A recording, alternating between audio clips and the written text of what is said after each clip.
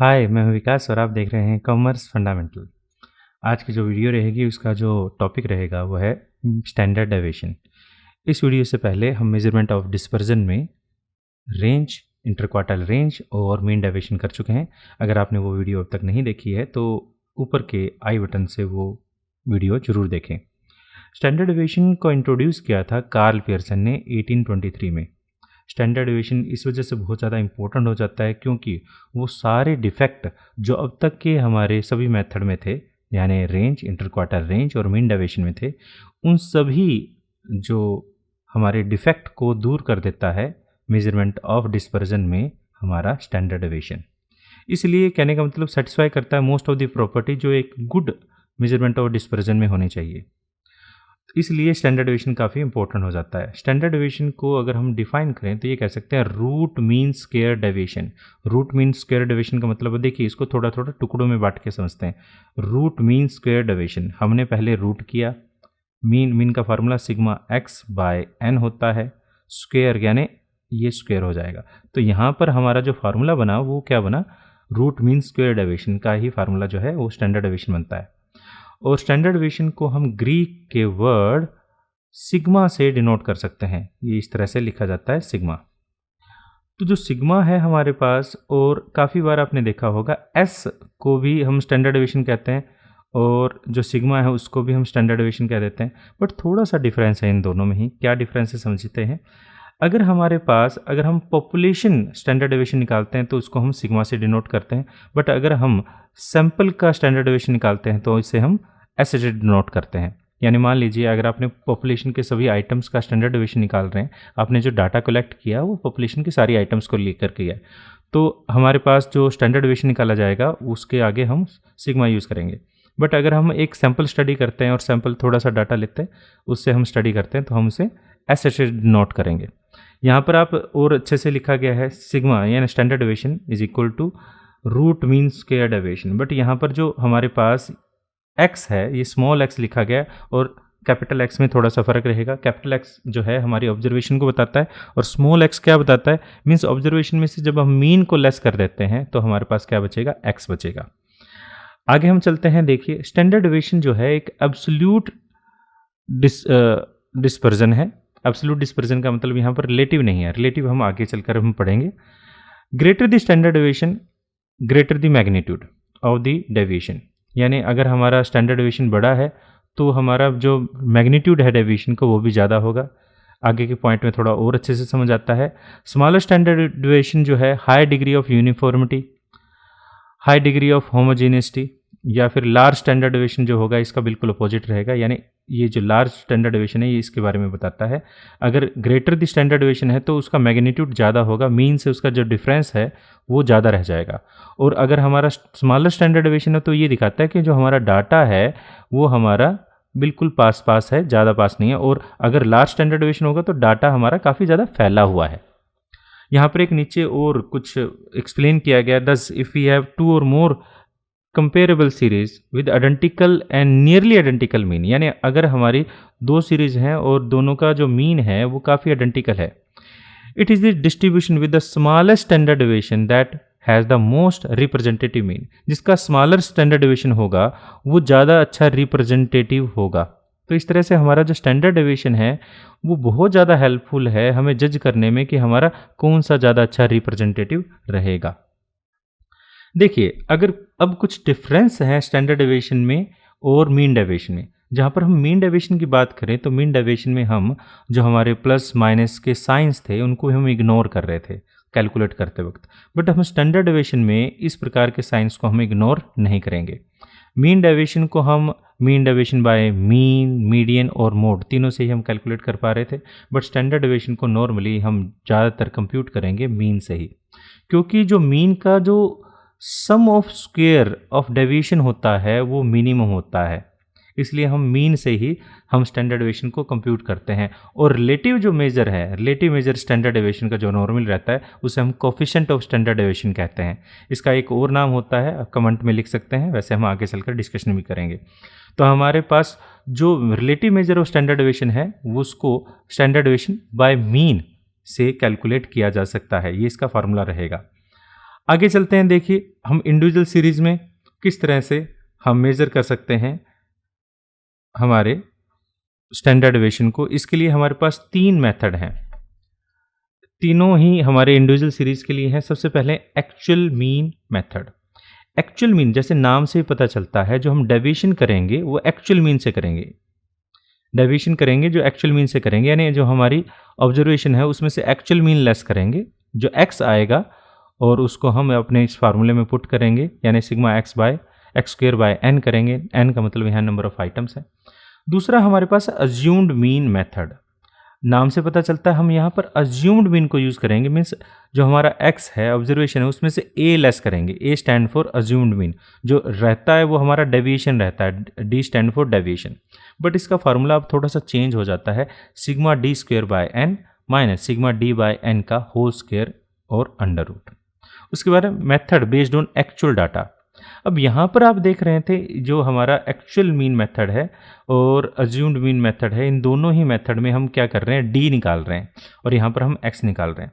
But हम D और x बिना निकाल ले डायरेक्ट ही मेथड को यूज़ कर लें, डाटा को यूज़ कर लें, तो उसको हम कहते हैं method based on actual data. यहाँ पर हमारे पास जो फार्मूला था डी की बजाय हम एक्स यूज़ करेंगे, डायरेक्ट ऑब्जर्वेशन को यूज़ करेंगे। इस तरह से हमारा जो यूज़ होता है वो एक्चुअल डाटा यूज़ होता है। नॉर्मली ये जो मेथड है वो वहाँ पर यूज़ होता है जहाँ पर हमारे ऑब्जर्वेशन बहुत ही ज़्यादा ईजी हो। और आप ये देख रहे हैं इसको आप मीन कह सकते हैं, ये मीन का ही फार्मूला है। मीन का फार्मूला होता है सिग्मा एक्स बाय एन, तो आप इसको इस तरह से भी लिख सकते हैं, दोनों एक ही बात है। आगे देखिए हमारे पास हम सबसे पहले एक क्वेश्चन करते हैं जो एक्चुअल मीन से रिलेटेड है। एक्चुअल मीन मेथड हमारे पास कुछ ऑब्जर्वेशन दे रखी हैं जो 16, 20, 18, 19 और उसके बाद 20, 20, 28, 17, 22 और 20, ये कुछ ऑब्जर्वेशन दे रखी हैं। हमें क्या निकालना है, यहाँ पर स्टैंडर्ड डेविएशन निकालना है। स्टैंडर्ड डेविएशन निकालने के लिए हम सबसे पहले क्या करते हैं, हम मीन निकालते हैं। ये हमारा मीन था यहाँ पर, तो मीन निकालने के लिए हम क्या करते हैं, सबसे पहले सिग्मा एक्स कर लेते हैं। जो सिग्मा एक्स है इन सभी आइटम्स का टोटल रहेगा, जो कि नॉर्मली हमारे पास यहाँ पर टोटल करने पर पता चलता है 200 है। और n हमारे पास नंबर ऑफ आइटम जो है वो हमारी 10 है, तो हम यहाँ पर मीन निकाल सकते हैं। मीन हमारा सिग्मा एक्स बाय एन यानी 200 बाय 10 करें तो 20 आ जाता है। अब यहाँ पर हम क्या करेंगे, x माइनस 20 कर देंगे, यानी 16 में से 20 लेस करेंगे और 20 में से 20, इस तरह से सभी वैल्यू में से 20 लेस करेंगे तो हमारे पास x आ जाएगा।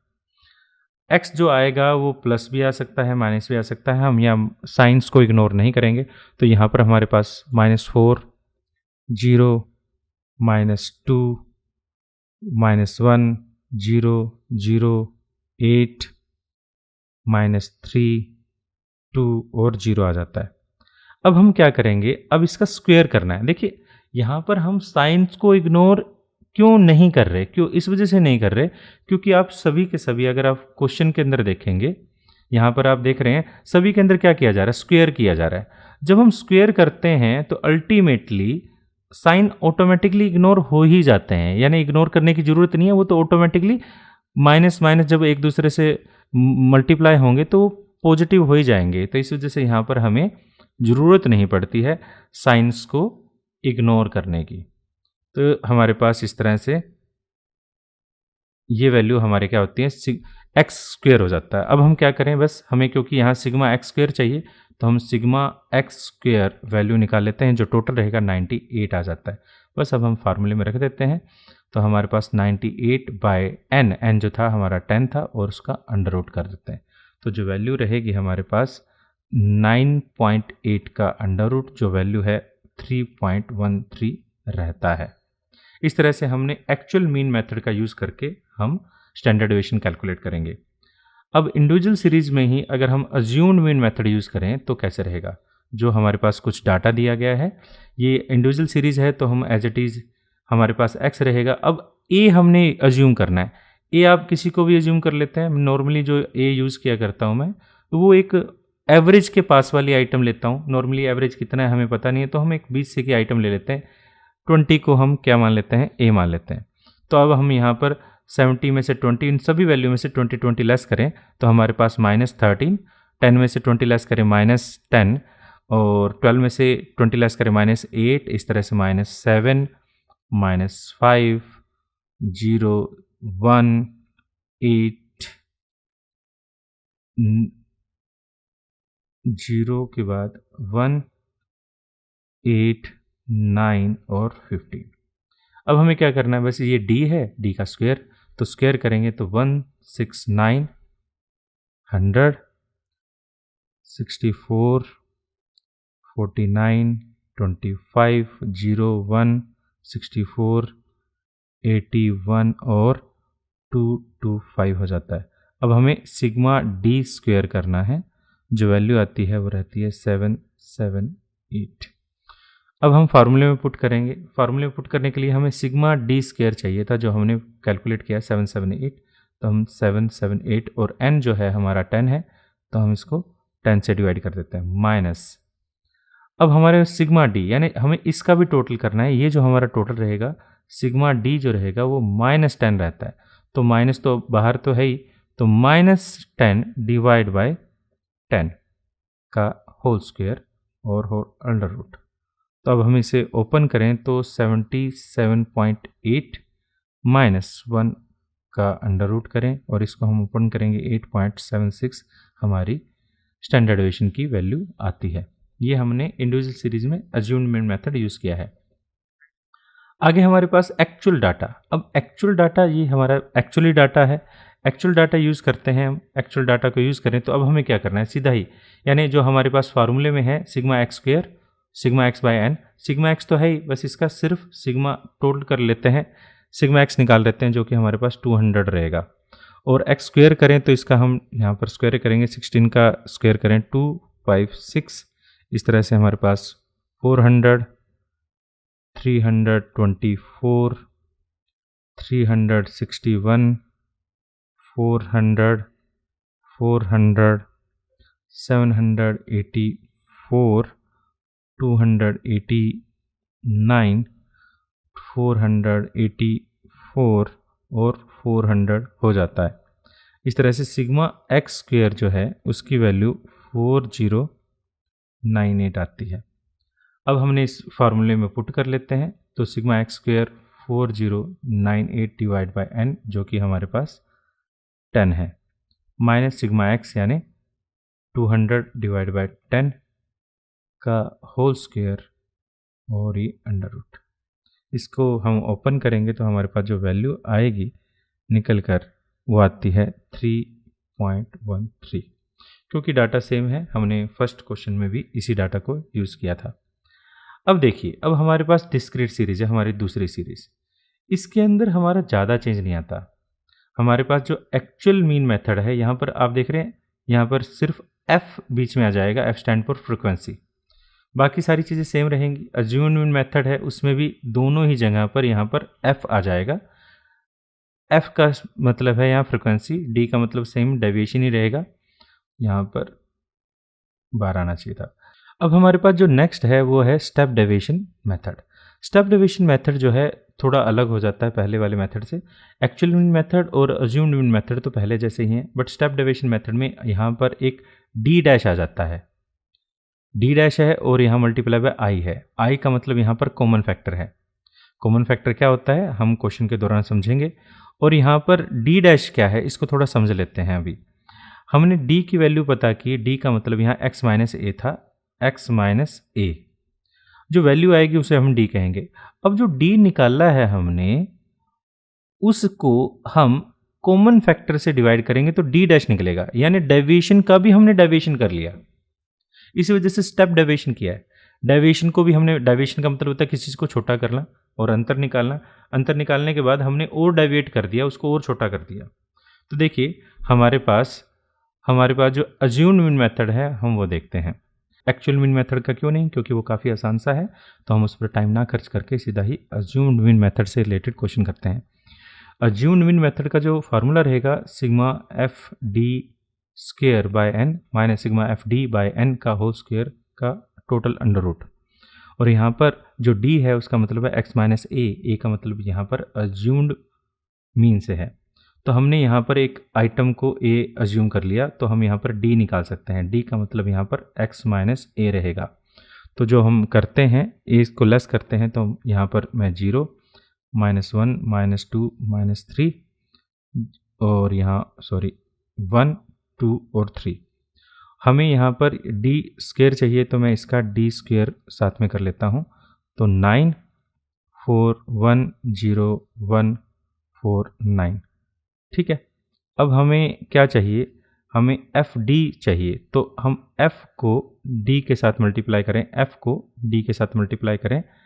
-21 रहेगा, -16 -10 0 4 6 और 6 रहेगा। अब हमें और क्या चाहिए, एफ डी स्क्वायर चाहिए। तो मैं एफ डी स्क्वायर करने के लिए ये जो डी स्क्वायर था उसको एफ के साथ मल्टीप्लाई करते हैं। तो हमारे पास यहाँ पर 9 को 7 से मल्टीप्लाई करें तो 63 32 10 0 4 12 और 18 हो जाता है। अब हमें समीशन चाहिए सभी का, तो हम समीशन देख लेते हैं। हमें एफ डी का समीशन चाहिए तो इसको हम समीशन करें तो -31 और एफ डी स्क्वायर का करें तो 139 हो जाता है। और सिग्मा एफ जो रहेगा वो हमारा एन रहेगा यानी 46। अब हमें इसको सिंपली बस फॉर्मूले में पुट करना है। तो हमारे पास सिग्मा एफ डी स्क्वायर जो है वो रहेगा 139 divide by 46 minus sigma F D है जो हमारे पास -31 था डिवाइड बाय 46 का होल स्क्वायर का अंडर रूट। तो इसको हम ओपन करेंगे तो 1.602 जो है वो हमारा अज्यूम्ड मेथड से फार्मूला स्टैंडर्ड डेविएशन हम कैलकुलेट कर पाएंगे। उसके बाद अगर हमें स्टेप डेविएशन मेथड से करना पड़े तो यहाँ स्टेप डेविएशन में हमारा एक स्टेप एक्स्ट्रा आ जाएगा डी डैश और यहाँ आई से हम मल्टीप्लाई करेंगे। तो देखिए हमारे पास यहाँ पर भी हमें क्या करना है, एक अज्यूम्ड मीन ले लेना है। तो हम 40 को अज्यूम्ड मीन लेते हैं जो कि हमारे डी को कैलकुलेट करने में मदद करेगा। तो हम यहाँ पर 40 लेस कर रहे हैं। तो मैं पहले यहाँ 0 10 20 और 30 माइनस में है सारी वैल्यू, और उसके बाद हमारे पास 10 20 और 30। तो हमने यहाँ पर क्या कर लिया, अब डी डैश निकाल लिया। डी डैश का मतलब यहाँ अब देखिए सभी जो डी आइटम थी वो सभी के सभी 10 से मल्टीपल हैं। तो हम यहाँ पर क्या करते हैं, डी को 10 से डिवाइड कर देते हैं। तो यहाँ पर हमारे पास जो वैल्यू है इस तरह से हमने इसको और स्मॉल कर दिया। तो इस वजह से हम इसे स्टेप डेविएशन करते हैं। बाकी तो सारी चीज़ें सेम रहेंगी। तो हमारे पास यहाँ पर एक चीज़ और निकाल लेते हैं, जो हमारे पास डी डैश स्क्वायर निकाल लेते हैं। तो 9 4 1 0 1 4 9। अब हमें क्या चाहिए, हमें चाहिए sigma F D dash. F D dash यानी हम एफ को डी डैश के साथ मल्टीप्लाई करेंगे तो माइनस वाली वैल्यू रहेंगी। तो -3 को 3 से मल्टीप्लाई करें तो -9, इस तरह से -10 -7 0 8 10 और 9। तो हमने यहाँ पर f को d डैश के साथ मल्टीप्लाई किया। दूसरी जो आइटम चाहिए हमें एफ डी डैश स्क्वायर चाहिए। तो हमें d डैश स्क्वायर को f के साथ मल्टीप्लाई करेंगे, 9 को 3 के साथ मल्टीप्लाई करेंगे तो 27, इस तरह से 20 20 और यहाँ 7 0, उसके बाद 8 और उसके बाद हमारे पास 20 और 27 रहता है। अब हमने सभी चीज़ों का टोटल कर लेना है। देखिए तो टोटल करें तो मैं इसको रवि कर देता हूँ। हाँ जी, तो हमारे पास हमें क्या चाहिए, सिग्मा एफ डी डैश का टोटल चाहिए। तो ये तो हमारे पास 1 रहेगा, +1 रहेगा, और एफ डी डैश स्क्वायर जो है इसका 109 वैल्यू है। सिग्मा एफ जो है n होता है वो हमारी 40 वैल्यू है। बस इसको फॉर्मूले में पुट कर देते हैं। आई जो है हमारा 10 रहेगा। सिग्मा एफ डी जो है हमारे पास 109 है, इसको n से डिवाइड करें यानी 40 से, माइनस सिग्मा एफ डी जो है हमारा यहाँ पर 1 था, इसको भी हम 40 से डिवाइड करें और इसका होल स्क्वायर करें और यहाँ अंडर रूट और मल्टीप्लाई बाय आई यानी 10, और ये अंडर रूट से बाहर रहेगा 10। अब हम इसको ओपन करें तो ये वैल्यू जो रहेगी 2.72 का अंडर रूट मल्टीप्लाई बाय 10। इसको ओपन करें तो 1.65 मल्टीप्लाई बाय 10, तो वैल्यू 16.5 हमारी रहती है। इस तरह से हमने स्टेप डेविएशन मेथड से स्टैंडर्ड डेविएशन कैलकुलेट किया डिस्क्रीट सीरीज में। आगे देखिए, आगे हमारे पास continuous series. Continuous series discrete series जैसे ही है। यहाँ पर हम सिर्फ एक चीज़ देख लेते हैं कि हमारे पास वीडियो बहुत ज़्यादा लेंथी ना हो, इस चीज़ का ध्यान रखते हुए हम सिर्फ और सिर्फ हम यहाँ पर देख लेते हैं स्टेप डेविएशन मेथड से हम कैसे करेंगे। तो देखिए हमारे पास ये क्वेश्चन है, इस क्वेश्चन को हम ले लेते हैं। इसके अंदर हमें क्या करना है, यहाँ फ़र्क क्या रहेगा, इन सभी फार्मूले में एक छोटा सा फ़र्क है। यहाँ पर हमारे पास m यूज़ करेंगे हम, m stand for mid value, m stand for mid value. और वो कैसे निकाली जाती है, हमारे पास हायर लिमिट यानी upper limit plus lower limit divide by 2 करके। ठीक है, ये आप बात पहले से जानते भी हैं, प्रीवियस वीडियोस आपने देखी हैं। तो हमारे पास सबसे पहले हम क्या करते हैं, मिड वैल्यू ही निकाल लेते हैं। मिड वैल्यू निकालें तो हमारे पास जो मिड वैल्यू बनेगी वो यहाँ पर बनेगी 5, उसके बाद 15, 25, 35, 45, 55, 65 और 75। अब नॉर्मल हो गया, ये m है हमारे लिए mid value, small m, capital M नहीं है, स्मॉल m। इसके लिए हम a मान लेते हैं 35 को, और यहाँ पर हम क्या करते हैं, अब d निकाल लेते हैं। d का मतलब m माइनस a रहेगा। तो हमारे पास यहाँ 0 हो जाता है, यहाँ पर 10, 20, 30 माइनस सारी वैल्यू, और 10, 20, 30 रहेंगी, 10, 20 एंड 30, और यहाँ पर 40। इस तरह से हमारी वैल्यू रहती है। अब हम क्या करें, अब हम यहाँ पर d डैश निकाल लेते हैं। d डैश कैसे निकलेगा, d बाय कॉमन यानी i, कॉमन फैक्टर, और हम देख रहे हैं सभी में कॉमन जो है 10 है, तो हम 10 से डिवाइड करेंगे तो -3, -2, -1, 0, 1, 2, 3, 4। अब हमने d डैश निकाल लिया है। अब हमें क्या निकालना है, d डैश स्क्वायर और निकाल लेते हैं इस तरह से। तो 9, 4, 1, 0, 1, 4, 9 और 16। अब हमें क्या चाहिए, sigma F D dash square चाहिए। तो हम क्या करते हैं, और एफ डी डैश भी चाहिए, तो हम एफ को डी डैश के साथ मल्टीप्लाई करते हैं, यानी एफ को हम डी डैश के साथ मल्टीप्लाई करते हैं। 5 को -3 के साथ मल्टीप्लाई करते हैं तो -15, इस तरह से -20, -20, 0, 30, 40, 30 और 16 आ जाता है। इस तरह से एफ डी डैश स्क्वायर करें, यानी डी डैश स्क्वायर को एफ के साथ मल्टीप्लाई करेंगे तो हमारे पास 45, 9 को जब हम 5 के साथ मल्टीप्लाई करें, इस तरह से हम 4 को 10 के साथ मल्टीप्लाई करें, 40, 20, 0, 30, 80, 90 और 64। अब हमें जो टोटल चाहिए उन सभी चीज़ों का टोटल कर लेते हैं यहाँ, यानी इसका मतलब 61, और इसका टोटल जो रहेगा 369, और सिग्मा एफ जो रहेगा हमारे पास वो है 139। अब सिंपली वैल्यूज़ को पुट कर लेते हैं तो हमारे पास यहाँ पर वैल्यू रहेगी 369 डिवाइड बाय n जो था 139 माइनस 61 डिवाइड बाय 139 का whole square under root multiply by I हमारा 10 था यहाँ पर।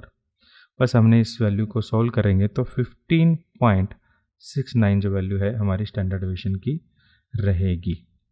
इस तरह से हम स्टैंडर्ड डेविएशन को अलग अलग सीरीज़ में कैलकुलेट कर सकते हैं। बट आगे समझते हैं, आगे स्टैंडर्ड डेविएशन से ही रिलेटेड एक और चीज़ है जिसको हम वेरिएंस कहते हैं। ये जो वेरिएंस है यूज़ किया था और डिस्क्राइब किया था सबसे पहले R.A. फिशर ने 1913 में।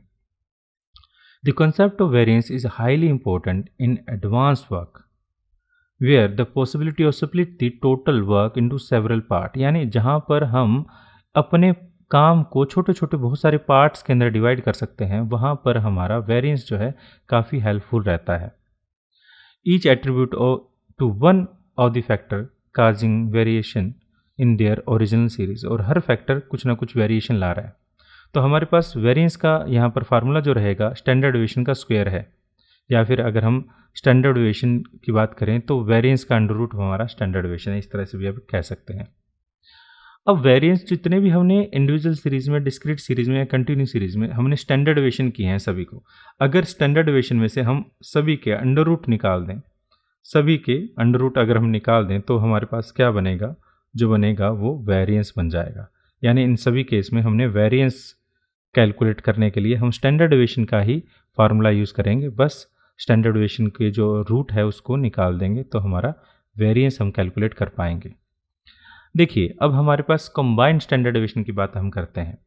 कंबाइंड स्टैंडर्ड डेविएशन क्योंकि आपने देखा है हमने कंबाइंड मीन को यूज़ किया, जिस तरह से हम कंबाइंड मीन को यूज़ कर रहे थे उसी तरह से हम कंबाइंड स्टैंडर्ड डेविएशन को भी कैलकुलेट कर सकते हैं। यहाँ कंबाइंड का मतलब स्टैंडर्ड डेविएशन को जो हम कंबाइन कर रहे हैं, वन सीरीज़ और सेकंड सीरीज़ दोनों को मिला रहे हैं, कंबाइन कर रहे हैं, तो इस तरह से हम कंबाइंड स्टैंडर्ड डेविएशन को कैलकुलेट कर सकते हैं। और उसी तरह से करते हैं कंबाइंड स्टैंडर्ड डेविएशन ऑफ 2 और more groups can be calculated. Combined standard deviation को हम सिग्मा 1-2 बोलते हैं, यहाँ पर 12 नहीं बोला जाएगा, 1-2 बोला जाएगा। और जितने हमारे पास सीरीज़ होंगी उसको हम ऐड करते जाएंगे। जैसे अगर हमारे पास 3 सीरीज़ हैं तो 3 हो जाएगा, अगर 4 सीरीज़ हैं तो 4 हो जाएगा। इस तरह से जितनी सीरीज़ को हम ऐड करेंगे उतना ही रहेगा। अब यहाँ पर हमारे पास जो कंबाइंड स्टैंडर्ड डेविएशन है उसका फार्मूला क्या रहेगा, N1 यानी जो हमारी फर्स्ट सीरीज़ है उसके नंबर ऑफ आइटम, और स्टैंडर्ड डेविएशन 1 का स्क्वायर यानी जो हमारा फर्स्ट सीरीज़ है उसका स्टैंडर्ड डेविएशन का स्क्वायर, प्लस N2 का मतलब यहाँ पर है हमारे number of observation in second series, और यहाँ पर स्टैंडर्ड डेविएशन 2 का मतलब है यहाँ पर standard deviation of second group, और D का मतलब यहाँ पर बताया गया, D का मतलब यहाँ रहेगा यानी जो हमारे पास कंबाइंड यानी मीन है, D एंड फर्स्ट सीरीज़ है उसका जो मीन रहेगा उसमें से जब कंबाइंड मीन को लेस कर दें तो हमारे पास D1 रहेगा, या फिर हमारे पास जो D2 है जो हमारा यहाँ पर मीन है सेकंड सीरीज़ का उसमें से कंबाइंड मीन लेस करें तो D2 रहेगा। काफ़ी जगह आपको यहाँ पर इस तरह से भी दिखाई दे सकता है, ये D1 है हमारा और D1 और D2 जो है उसको हम काफ़ी जगह इस तरह से भी देख सकते हैं। इससे कोई ज़्यादा फर्क नहीं पड़ेगा क्योंकि हमने यहाँ पर सभी चीज़ों का स्क्वायर कर रहे हैं, बट इनसे हमारे पास कोई एक वैल्यू जो रहेगी वो पॉजिटिव, कोई एक वैल्यू नेगेटिव आ सकती है, बट अल्टीमेटली इसके आंसर पर कोई फ़र्क नहीं पड़ने वाला। आप इन दोनों में से कुछ भी यूज़ कर सकते हैं। और जो यहाँ पर डिवाइड किया गया है N1 प्लस N2 से डिवाइड किया गया है। अब देखिए हमारे पास कंबाइंड स्टैंडर्ड डेविएशन का हम एक क्वेश्चन भी देख लेते हैं, कंबाइंड स्टैंडर्ड डेविएशन किस तरह से कैलकुलेट करेंगे। देखिए हमारे पास यहाँ पर कहता है 2 सैंपल ऑफ सीरीज़, यहाँ पर सीरीज़ सैंपल साइज़ दिया गया है तो ये N1 मान लेते हैं और ये जो है N2 है। हैविंग मीन यानी ये हमारे पास मीन दिया गया है, मीन 1 दिया गया है और ये मीन 2 दिया गया है, एंड स्टैंडर्ड डेविएशन, ये स्टैंडर्ड डेविएशन 1 दिया गया और ये स्टैंडर्ड डेविएशन 2 दिया गया है, और हमें यहाँ पर दोनों को कंबाइन करना है। कंबाइन करने के लिए पहले हमें क्या करना पड़ेगा, हमें पहले कंबाइंड मीन निकालना पड़ेगा। कंबाइंड मीन का जो फार्मूला रहता है वो रहता है N1 mean 1 plus N2 mean of 2 divide by N1 plus N2। तो इसको हम करें तो 100 मल्टीप्लाई बाय हमारे पास 50 plus 150 multiply by 60 divide by 250, तो ये जो वैल्यू है हमारे पास आ जाएगी 56। मैंने कैलकुलेट डायरेक्टली कर लिया। अब हम क्या करेंगे, हम D1 और D2 निकालेंगे। D1 निकालने के लिए हम क्या करें, जो हमारा फर्स्ट मीन है यानी 50 में से 56 लेस करेंगे और इसके लिए हम 60 में से 56 लेस करेंगे, तो हमारा जो D1 आएगा वो हमारे पास -6 और ये 4 आ जाता है प्लस में, यानी कोई एक वैल्यू जो रहेगी वो माइनस में रहने की संभावना नॉर्मली रहती है। अब हम क्या करते हैं, इस फार्मूले में सारी वैल्यू पुट कर लेते हैं। तो N1 जो है हमारे पास वो 100 है और स्टैंडर्ड डेविएशन 1 का स्क्वायर यानी 5 का स्क्वायर करेंगे, प्लस N2 जो है 150 है, स्टैंडर्ड डेविएशन 2 का स्क्वायर मीन्स हम 6 का यहाँ पर स्क्वायर करेंगे, प्लस N1 यानी 100 है, D यानी -6 का हम स्क्वायर करेंगे। फिर हमारे पास यहाँ पर एक चीज़ यहाँ प्लस रहता है, हमें प्लस होना चाहिए था, तो प्लस 150 मल्टीप्लाई बाय 4 का स्क्वायर डिवाइड बाय हमारे पास यानी 250 और सारे का अंडर रूट कर देते हैं। इसको जब आप ओपन करोगे तो 7.46 रहता है। इस तरह से हम कंबाइंड स्टैंडर्ड डेविएशन को कैलकुलेट कर सकते हैं। मैं उम्मीद करता हूं कि आपको कंबाइंड स्टैंडर्ड डेविएशन भी समझ आया होगा। अब आगे चलते हैं। देखिए कुछ प्रॉपर्टीज़ हैं स्टैंडर्ड डेविएशन की जो काफ़ी इंपॉर्टेंट हो जाती है। स्टैंडर्ड डेविएशन इस पर काफ़ी बेस्ड है। तो standard deviation of n natural item, यानी हमारे पास अगर कोई डाटा लगातार दिया गया है, उसको आपने स्टैंडर्ड डेविएशन निकालना है, तो उसका फार्मूला काफ़ी आसान है, 1/12 multiply by n square minus 1। यहाँ एन का मतलब है नंबर ऑफ आइटम्स। जैसे हमारे पास एग्जाम्पल के लिए हम पहले 5 आइटम्स का यहाँ पर अगर स्टैंडर्ड डेविएशन निकालते हैं 1/12 करेंगे और 5 का स्क्वायर -1 करेंगे। तो हम ओपन करें तो यहाँ पर 2 का अंडर रूट 1.414 जो है हमारा स्टैंडर्ड डेविएशन बन जाएगा। इस तरह से हमारा स्टैंडर्ड डेविएशन आप निकाल सकते हो अगर वो n नंबर्स हैं और वो एक सीरीज़ में हैं। दूसरा हमारे पास standard deviation, sum of square of deviation from item taken from arithmetic mean is the least, यानी अर्थमेटिक मीन से जब आप करेंगे तो वो सबसे छोटा होगा। इसी वजह से हम यहाँ पर अर्थमेटिक मीन को यूज़ करते हैं, हम मीडियन या मोड को इस्तेमाल नहीं करते।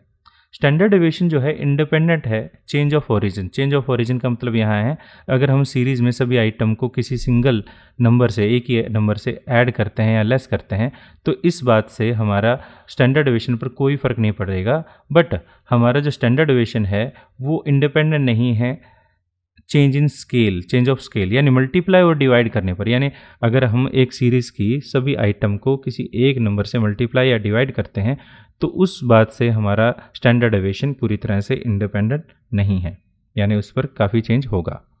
आगे देखिए स्टैंडर्ड डेविएशन की कुछ प्रॉपर्टीज़ हैं। स्टैंडर्ड डेविएशन को हमने पूरे डाटा जो है उसको एक प्लॉट कर लिया है। इसमें अगर आप देखेंगे तो हमारा यहाँ पर स्टैंडर्ड डेविएशन, यहाँ मीन है, हम इस तरफ पॉजिटिव साइड जा रहे हैं और इस तरफ हम नेगेटिव साइड जा रहे हैं। हमारा डाटा पूरा प्लॉट किया गया है। मीन में प्लस स्टैंडर्ड डेविएशन करें और माइनस स्टैंडर्ड डेविएशन करें, यानी मीन में +1 और -1 स्टैंडर्ड डेविएशन करें, तो ये पूरा जो डाटा रहेगा वो पूरे डाटा का 68.27% रहेगा। इस तरह से अगर हम डाटा मीन में 2 multiply by 2 times standard deviation अगर कर दें तो वो हमारा पूरे डाटा का 95.45 रहेगा। अगर हम मीन में 3 टाइम्स स्टैंडर्ड डेविएशन कर दें तो वो हमारे डाटा का 99.73% रहेगा। इस तरह से एक इम्पोर्टेंट प्रॉपर्टी है। देखिए आगे चलते हैं। मैथमेटिकल प्रॉपर्टीज़ में स्टैंडर्ड डेविएशन के अंदर रिलेशन है क्वार्टाइल डेविएशन और मीन डेविएशन में। क्वार्टाइल डेविएशन जो होता है स्टैंडर्ड डेविएशन का 2/3 होता है और मीन डेविएशन जो होता है स्टैंडर्ड डेविएशन का 4/5 होता है। अगर हम क्वार्टाइल डेविएशन, मीन डेविएशन और स्टैंडर्ड डेविएशन में रेशो बनाएं तो 10:12:15 रहेगा इन तीनों के अंदर। इस तरह से आप इन तीनों के रिलेशन को भी यहाँ पर इस्टेब्लिश कर सकते हैं। देखिए अब कुछ मेरिट्स और डीमेरिट्स है स्टैंडर्ड डेविएशन की। सबसे पहले हम मेरिट्स की बात करें तो हमारा जो स्टैंडर्ड डेविएशन है वो रिजिडली डिफाइंड होता है। ये बेस्ड है ऑन ऑल ऑब्जर्वेशन, जैसे कि आपने पढ़ा ही है। स्टैंडर्ड डेविएशन एक सबसे अच्छा मेज़र है डिस्पर्जन मेज़र करने का। आइडियल है, गुड है, क्योंकि वो सभी आइटम पर बेस्ड है। उसके अंदर मैथमेटिकल प्रॉपर्टीज़ हैं, उसको ट्रीट किया जा सकता है मैथमेटिकली। और सैम्पलिंग जो है, सैम्पलिंग के अंदर जो हमारी फ्लक्चुएशंस होती हैं उससे भी हमारा स्टैंडर्ड डेविएशन बहुत ज़्यादा इफेक्टिव नहीं होता। डीमेरिट्स की बात करें तो as compare to the quartile deviation and range it is difficult to understand and difficult to calculate. सही कह सकते हैं। क्वार्टाइल और रेंज के कंपैरिजन में तो ये काफ़ी मुश्किल हो जाता है, बट हम मीन डेविएशन के कंपैरिजन में इतना ज़्यादा मुश्किल नहीं है। It gave more importance to extreme observation. जो एक्सट्रीम ऑब्जर्वेशन है उसको काफ़ी इंपॉर्टेंस दी जाती है हमारे स्टैंडर्ड डेविएशन के केस में। Since it is depend upon the unit of measure of observation, it can not be used to compute the dispersion of the distribution express in different unit. यानी जो different unit के अंदर हमारे अगर कोई measures हैं तो उसमें कैलकुलेट करना मुश्किल हो जाता है। आगे हमारे पास एक और मेज़र है जिसे हम कोफिशिएंट ऑफ वेरिएंस कहते हैं। कोफिशिएंट ऑफ वेरिएंस काफ़ी इंपॉर्टेंट मेज़र है डिस्पर्जन को कैलकुलेट करने में। इसको भी कार्ल पियर्सन ने दिया था। ये भी काफ़ी वाइडली यूज़ होता है जहाँ पर 2 और 2 सीरीज़ को हम कंपैरिजन करते हैं। इसका जो फार्मूला रहेगा आपने अभी थोड़ा टाइम पहले थोड़ा सा देखा भी था, याद भी आया होगा। इसका कोई दूसरा नाम भी है, अगर आपको याद आए, वीडियो को शुरू से देख रहे हैं तो आप ज़रूर कमेंट बॉक्स में लिखें। तो कोफिशिएंट ऑफ वेरिएंस जो है standard deviation by mean multiply by 100 से हम कोफिशिएंट ऑफ वेरिएंस निकालते हैं। कोफिशिएंट ऑफ वेरिएंस का यूज़ क्या है, ये काफ़ी इम्पोर्टेंट हो जाता है।